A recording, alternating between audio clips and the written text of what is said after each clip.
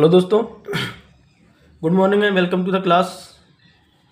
आज जो हमारा टॉपिक रहने वाला है वो एक ऐसे है, my relation written by Charles lamb.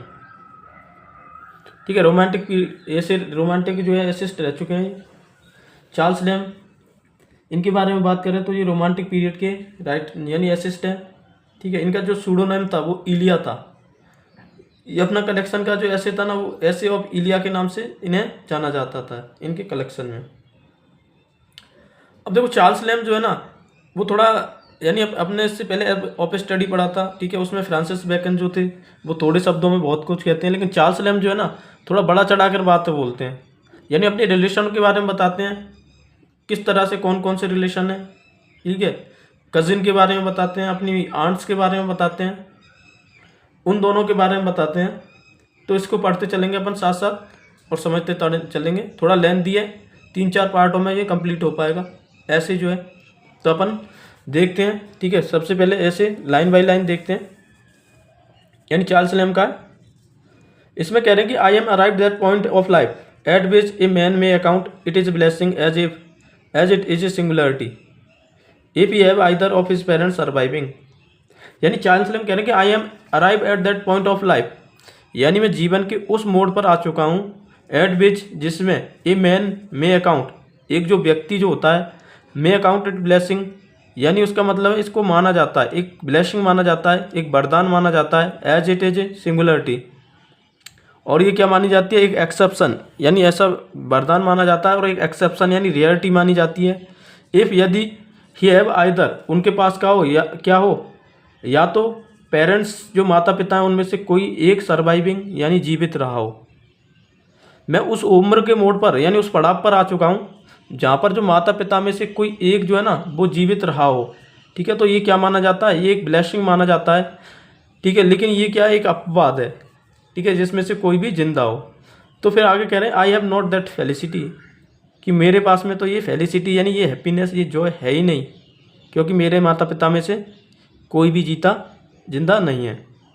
And sometime, और कभी कभी, थिंक, मैं क्या करता हूँ कि मुझे ऐसी कोई भी सौभाग्य मुझे ऐसा प्राप्त नहीं है। ठीक है, फेलिसिटी यानी हैप्पीनेस नहीं है। ठीक है, एंड समटाइम थिंक, और कभी कभी मैं सोचता हूँ फीलिंगली, यानी बिल्कुल सोचते हुए, इस तरह से महसूस करते हुए, ऑफ ए पैसेज, एक पैसेज है इन ब्राउन क्रिस्टन्स मोरल। किसका, ब्राउन जो है ना, ये जो है क्रिस्टन्स मोरल, इन्होंने एक टॉमस ब्राउन नाम के जो राइटर थे, सर टॉमस ब्राउन, इन्होंने एक रिलीजियस बुक लिखी थी। ठीक है, जो क्या थी, 17वीं सेंचुरी के राइटर थे टॉमस ब्राउन। उनकी जो बुक थी उसका नाम था क्रिस्टन्स मोरल। ठीक है, क्रिस्टन मोरल्स, ये उनकी बुक का नाम था। वेयर, जहाँ पर ही स्पीक, वो बोलते हैं ऑफ ए मैन, एक व्यक्ति के बारे में, दैट हैड, जो कि हैड लिव्ड यानी वो रह चुका है, कितने का हो चुका है, हैड का मतलब हैज़, 60 और 70, या तो 60 का हो चुका है या 70 का हो चुका है, ऐसे पर्सन के बारे में बोलते हैं। ईयर इन द वर्ल्ड, यानी इस दुनिया में, इस तरह से ईयर्स हो गई हैं उसे, टाइम हो गया है, बरसें हो गई हैं। इन सच कंपास ऑफ टाइम, तो ये क्या है, एक कंपास ऑफ टाइम है, एक ड्यूरेशन ऑफ समय का जो है चक्र वो है। ठीक है, ड्यूरेशन ऑफ लाइफ है। इन सच ए कंपास ऑफ टाइम का मतलब है एक ड्यूरेशन यानी समय की, जीवन का जो है ना काल, समय। ठीक है, उसका एक दौर है। ही सेज, वो कहते हैं ए man may have a close apprehension, कि एक व्यक्ति जो है ना उसका क्या हो सकता है, क्लोज एप्रीहेंशन। ठीक है, क्लोज एप्रीहेंशन इसका मतलब है यानी वो साफ स्पष्ट तरीके से समझ जाता है। ठीक है, क्या समझ जाता है, what is to be forgotten, कि उसे क्या कर दिया, क्या इसे भूला जाना चाहिए, भुला दिया जाएगा। ठीक है, ए मैन मे हैव फॉरगेटन, इसका मतलब है कि ये मैं जो व्यक्ति जो है वो क्लियर यानी स्पष्ट रूप से समझ जाता है कि एक उसे भी भुला दिया जाएगा। वैन, जब ही हैड लिव, वो हो जाएगा, जी चुका होगा। टू फाइंड नन, कोई भी नहीं होगा। हु लिव, रिमेंबर, जो याद करेगा है उसे, हिज फादर, उसके पिताजी को। यानी उसके उम्र के जो व्यक्ति होंगे ना उनमें से कोई मुश्किल से ही होगा कि उसके पिताजी को याद करता होगा। और स्केयरली, और मुश्किल से द फ्रेंड, और उसके दोस्त होंगे ऑफ ए यूथ, युवावस्था के, जो उसके पिताजी को याद करते होंगे। एंड मे सेंसिबली, और मे सेंसिबली, यानी इसका मतलब है जो है ना, मे सेंसिबली यानी संभवतः, सी यानी देखा जाएगा, what with what a face is no long, यानी ज़्यादा लंबे समय नहीं होगा। ठीक है, टाइम समय नहीं होगा, ओब्लियन विल लुक अपॉन हिमसेल्फ, तो वो क्या हो जाएगा ओब्लिवियन। ओब्लिवियन का मतलब होता है यहाँ पर फॉरगेटन कर देना, भूला देना, विल लुक अपॉन हिमसेल्फ यानी उसे खुद को भी।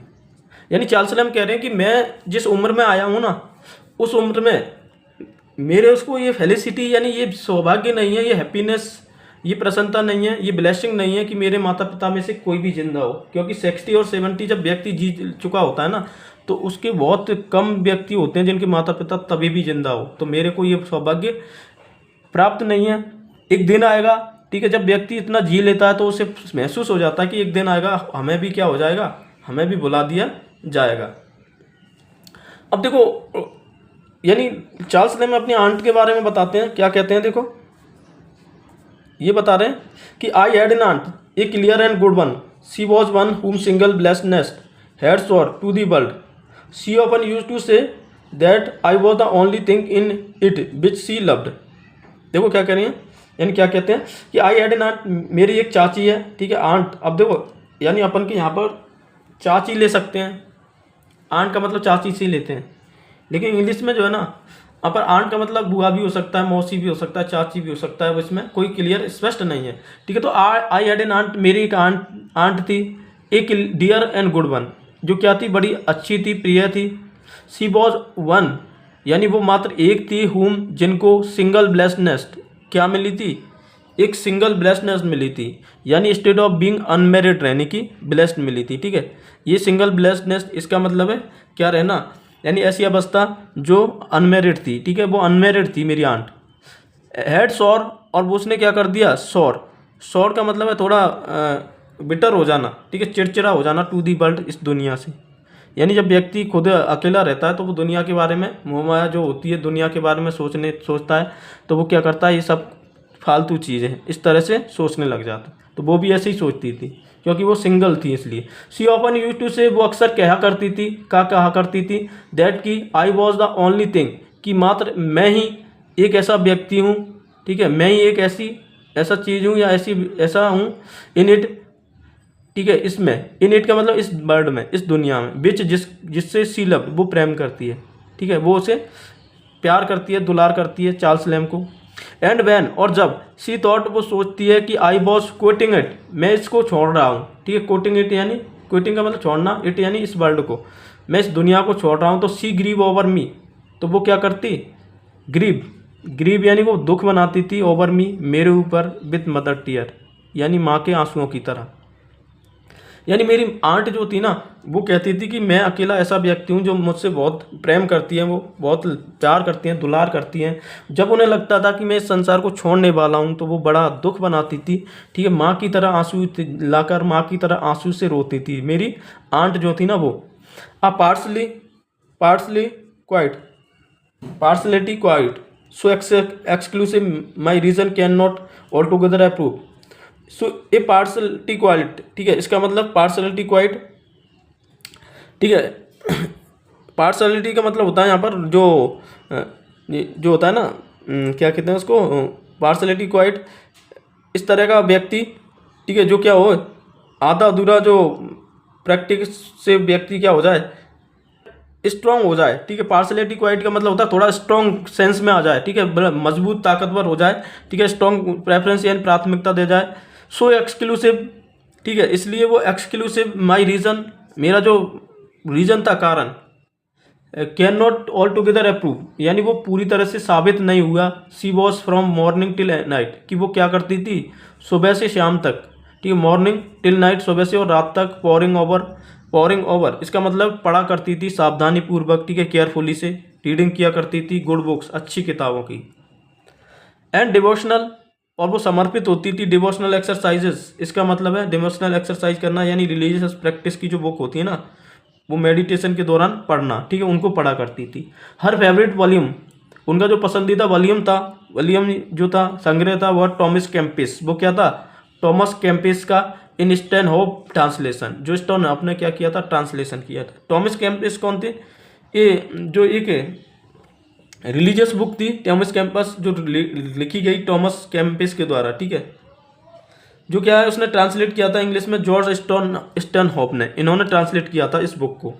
And A Roman Catholic prayer, और वो क्या करती थी, एक रोमन कैथोलिक प्रेयर करती थी। ठीक है, यानी दो तरह के क्रिश्चियन होते हैं, कैथोलिक और प्रोटेस्टेंट। तो यहाँ पर कैथोलिक प्रेयर करती थी वो बुक किताबों से विद द मैटिन्स एंड कंप्लेन। ठीक है, मैटिन्स करती थी, मैटिन का मतलब सुबह की जो प्रोग्रेस जो होती है ना प्रेयर वो, और कंप्लेन मतलब रात्रि की प्रेयर वो करती थी रेगुलरली, नियमित रूप से सेट डाउन, ठीक है, बैठकर। टर्म विच जो नियम जो थे, I was at that time too young to understand, यानी उस समय मैं बहुत ही क्या था, युवा था, जो मैं नहीं समझ पाता था। सी प्रोटेस्टेड, वो प्रोटेस्टेड करती थी, प्रोटेस्टेड करना, ठीक है, यानी वो विरोध जताती थी। ओपन जो वर्ड जो है डेस्क, इस तरह से कैथोलिक प्रैक्टिस करती थी। इन रीडिंग देम, और उनको पढ़ती थी। ऑल दो, हालांकि एडमोनिश, उन्हें डांट दिया जाता था, उन्हें चेतावनी दी जाती थी डेली, रोजाना।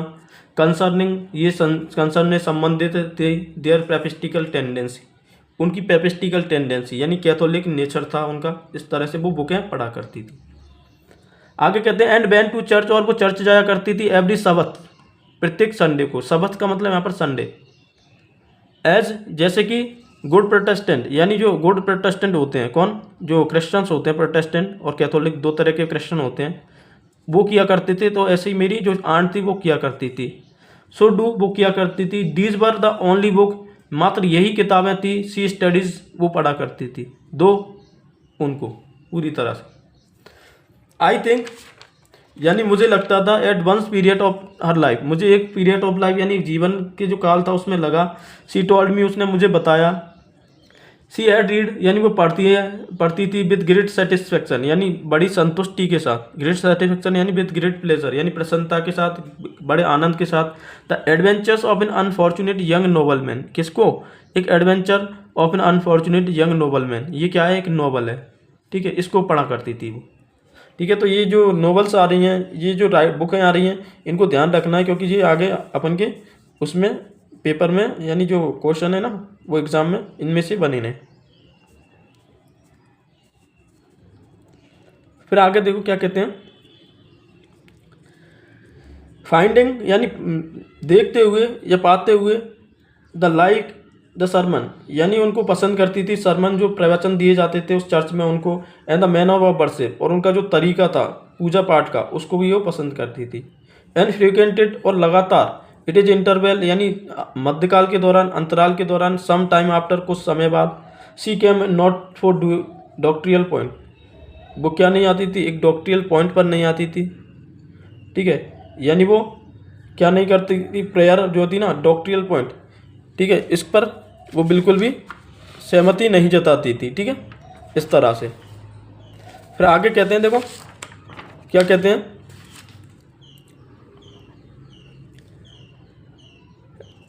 यहाँ पर कहते हैं कि एंड नेवर मिस देम, और उसे कभी भी चूकती नहीं थी उस चीज़ से, वहाँ पर जाने से। विद सम लिटिल एस्पिरिटीज, कुछ लिटिल एस्पिरिटीज थी, ठीक है, यानी एस्पिरिटीज जो होते हैं वो थी एस्पिरिटीज इन ए कॉन्स्टिट्यूशन, किसमें, कॉन्स्टिट्यूशन में, ठीक है, कॉन्स्टिट्यूशन, ठीक है, कॉन्स्टिट्यूशन। कॉन्स्टिट्यूशन का मतलब हर बार संविधान नहीं होता है, इसका मतलब होता है नेचर, ठीक है, उस नेचर से वो जाया करती थी। Which I have above hinted at, जो मैं उन्हें हिंटेड करता था। तो she was a state first, तो वो क्या हो जाती थी, एक स्टेट फर्स्ट, यानी बड़ी सख्त हो जाती थी, ठीक है, वुमन ऑफ स्ट्रेंथ सेंस हो जाती थी। फ्रेंडली बीइंग, मित्रवत तरीके से। And a fine all Christians, और जो पुरानी क्रिश्चियन की बुकें थी उनसे। She was a woman of strength sense, वो महिला कैसी थी, एक स्ट्रॉन्ग सेंस, यानी ताकतवर जो सेंस होता है, ठीक है, स्ट्रॉन्ग सेंस होता है, भाव होता है, उस इस तरह की वुमन थी वो। एंड ए श्रूड माइंड, और कैसी थी, एक श्रूड माइंड की थी। श्रूड माइंड का मतलब इंटेलिजेंट माइंड, क्लेवर वुमेन थी। एक्स्ट्रा ऑर्डनरी, असाधारण थी। एट ए रेपार्टी, एक रेपार्टी, रेपार्टी का मतलब था क्यूक क्लेवर रिप्लाई, यानी तुरंत हाजिर जवाब होना, तुरंत जवाब देना। One of the few occasion, यानी कभी कभी अवसरों पर। ऑफ हर ब्रेकिंग साइलेंस, वो अपनी चुप्पी तोड़ती थी कभी कभी। Else he did not much value bit, जबकि वो ज़्यादा वैल्यू नहीं देती थी उस बिट को। बिट यानी यहाँ पर जो माइंड है, ठीक है, बुद्धि है, उसको ज़्यादा क्या नहीं देती थी, यानी वैल्यू नहीं देती। द ओनली सेक्युलर एम्प्लॉयमेंट, ठीक है, ओनली सेक्युलर एम्प्लॉयमेंट, मात्र जो नॉन रिलीजियस बुक जो थी ना। आई रिमेंबर, मुझे याद है। To I have seen her engage, मैंने उसे एंगेज देखा, यानी व्यस्त देखा। इनमें, उन बुकों में खोया हुआ। Was the splitting of fresh beans, वो क्या करती थी स्पेलिटिंग। स्पेलिटिंग का मतलब यहाँ पर जो है ना वो उससे मान लो जैसे वो छीला करती थी, ठीक है, फ्रेश बीन यानी फ्रेंच बीनों को, एंड ड्रॉपिंग और डालती थी देम उनको इनटू ए चाइना बेसिन, किसमें, एक चाइना की डिश में, जो बर्तन था उसमें, और फेयर वाटर यानी एक साफ शुद्ध पानी में। द ऑर्डर यानी छोटा सा, ऑफ दोज टेंडर, उसकी जो नाजुकता थी वेजिटेबल सब्जियों की, टू दिस डे, उन दिनों, come back upon my sense यानी मेरी जो सेंस था भाव उसके अकॉर्डिंग आती थी। रेडुलेंट, ठीक है, रेडुलेंट हो जाना, ठीक है, इसमें मेकिंग जो है ना रिमेंबर याद करना, कुछ उसको याद होता था। और सूदिंग रिकलेक्शन, सूदिंग रिकलेक्शन का मतलब होता है कंफर्टिंग जीवन, जो मेमोरीज होती हैं याद है उन वो याद रहती थी, ठीक है। आगे देखते हैं, फिर कह रहे हैं सर्टनली निश्चित रूप से it is the most delicate of culinary operation, ये क्या था, निश्चित रूप से मोस्ट सबसे ज़्यादा डेलिकेट्स यानी नाजुकता वाला, क्यूलिनरी यानी जो पाक कला होती है, पकाने की कला होती है, ऑपरेशंस, ठीक है, ऑपरेशंस जो होते हैं पकाने की कला, इसको किचन एक्टिविटीज बोलो, क्यूलिनरी ऑपरेशन इसका मतलब है किचन एक्टिविटी किया करती थी वो सबसे ज़्यादा, ठीक है। इस तरह से यहाँ पर इस तरह से अपनी आंट के बारे में कौन बता रहे हैं, चार्ल्स लैम्ब बता रहे हैं। अब आगे देखो किसके बारे में बताते हैं वो मेल आंट जो है ना वो उनके अंकल, ठीक है, अंकल की साइड से बताते हैं, वो कैसे बताते हैं देखना है। तो ये देखो ये, ठीक है, इसको बताते हैं अपन। चार्ल्स लैम्ब कह रहे हैं मेल आंट यानी मेल जो आंट है यानी अंकल साइड, अंकल की तरफ से मान लो जो है ना male aunts, as somebody call them यानी जैसे कि उन्हें हर कोई कहता था, आई हैड नन यानी मेरे पास नहीं थे वो अंकल, टू रिमेंबर याद करते हुए, by the uncle side uncle की तरफ से, ठीक है, अंकल की तरफ से, आई मे बी सेड मैं कहा करता था, to have been born in orphan जो मेरा जन्म हुआ था वो किससे हुआ था, एक ऑर्फन, एक अनाथ की तरफ हुआ, अनाथ की तरह हुआ था। ब्रदर और सिस्टर, भाई और बहन जो थे, आई नेवर हैड एनी मेरे पास या मेरे कोई भाई बहन नहीं था। टू नो देम मैं उन्हें जानता था, तो वो कौन थी, ये सिस्टर एक बहन थी। आई थिंक मुझे लगता, that should have been Elizabeth कि उसका नाम क्या होना चाहिए था, एलिजाबेथ होना चाहिए था। Died in both our infancy जिसकी मृत्यु हो गई थी हमारे इन्फेंसी यानी जो चाइल्डहुड होती है ना, चिल्ड्रन जो इन्फेंसी स्टेज होती है उसमें क्या हो गई थी, उस मेरी जो सिस्टर थी उसकी डेथ हो गई थी। मैं चाहता था उसका नाम एलिजाबेथ होना चाहिए था अगर वो जिंदा रहती थी आज भी तो। वॉट ए कम्फर्ट और what are care may I not have miss in her, what a comfort यानी कितना परेशान है, कितना परेशानी की बात है, और वॉट ए केयर और कितनी तकलीफ की बात है या कितनी चिंता की बात है। May I had not have missed in her मैं उन्हें अभी भी याद नहीं करता। बट आई हैव कजिन लेकिन मेरा कजिन है। स्प्रैंकल अबाउट इन हार्टफोर्डशायर, स्प्रैंकल अबाउट, ठीक है, यानी मेरा कजिन है जो क्या है, स्प्रैंकल, ठीक है, यानी वो ज़्यादा एक्टिव रहता है, ठीक है, कौन, मेरा कजिन। हार्टफोर्डशायर जो कहाँ पर रहता है, हार्टफोर्डशायर में।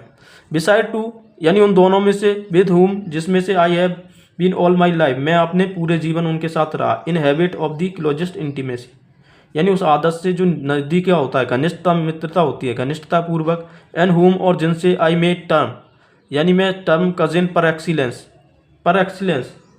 ठीक है, इसका मतलब है जो व्यक्ति जो होते हैं ना, यानी पर एक्सीलेंस का मतलब है बेटर देन ऑल अदर यानी दूसरों से अच्छे होते हैं, उनके बारे में कहा गया है। These are James and Birgit Elias, वे कौन है, एक का नाम जेम्स है और एक का नाम बर्जिट इलिया, ठीक है, इनमें से ये थे। दे आर ओल्डर वो बड़े थे, देन माई सेल्फ मेरे से, बाई 12 एक 12 ईयर्स का बड़ा था, एंड एक 10 और एक 10 ईयर्स बड़ा था। यानी जेम्स जो था वो 12 ईयर बड़ा था और जो बर्जिट जो था वो 10 ईयर बड़ी थी, ठीक है, बर्जिट यहाँ पर कजिन हो सकती है उसकी। एंड नाइदर ऑफ देम और ना ही उनमें से, सीम डिस्पोज क्या हुआ यानी डिस्पोज हुआ, इनक्लाइन करना या फिर बिलिंग इच्छा नहीं करना, इन मैटर ऑफ एडवाइस यानी सलाह करने के लिए, सलाह देने के लिए। एंड गाइडेंस और मार्गदर्शन देने के लिए, ठीक है, वो मेरे को मार्गदर्शन देते रहे, मैं वो सलाह देते रहे। To babe any of the prerogatives which primogeniture confer, to babe यानी टू गिव अप यानी छोड़ना, ठीक है, मैं उन्हें छोड़ना नहीं चाहता था। एनी ऑफ द प्राइगोरेटिव्स ठीक है, इसका मतलब एक स्पेशल राइट, उनका जो स्पेशल राइट है उसकी वजह से। विच प्राइमोजेनिचर, ठीक है, प्राइमोजेनिचर होता है एक सिस्टम, ठीक है, जिसमें जो बड़े व्यक्ति जो होते हैं ना, वो फैमिली को क्या करते हैं, अधिकार देने का, उनको अधिकार देने का, ठीक है, हक होता है, ठीक है, वो उनको अकॉर्डिंग चलाते हैं, तो उनको बोलते हैं प्राइमोजेनिचर। कन्फर, ठीक है, इसका मानते हैं। May they continue still in the same mind, ठीक है, अब वो कह रहे हैं कि मे कंटिन्यू, यानी वो इस तरह से थिंकिंग, मैं इस तरह से सोचता हूँ, मेरे बारे में इन द सेम मैनर, उसी तरीके से। एंड वैन, और दे सेल बी 70, वो 70 के हो जाएंगे, और 75 के हो जाएंगे, एंड 73, और 73 का हो जाएगा ईयर्स ओल्ड, यानी बड़े हो जाएंगे। तो I can not spare them sooner, कि मैं उन्हें क्या नहीं करने चाहता, यानी उन्हें छोड़ना नहीं चाहता, उन्हें भूलना नहीं चाहता। प्रेस्टेस्ट, यानी ये कंटिन्यू रखना चाहता हूँ इन ट्रीटिंग, व्यवहार करना, मेरे से इन माई ग्रांड क्लाइमेट्रिक, किसमें, ग्रांड क्लाइमेट्रिक, यानी मेरी युवा यानी ओल्ड एज में भी वो ऐसे ही मेरे को क्या करते हैं, मार्गदर्शन देते रहें। प्रेसाइसली, ठीक है, इस तरह से चाहते हुए।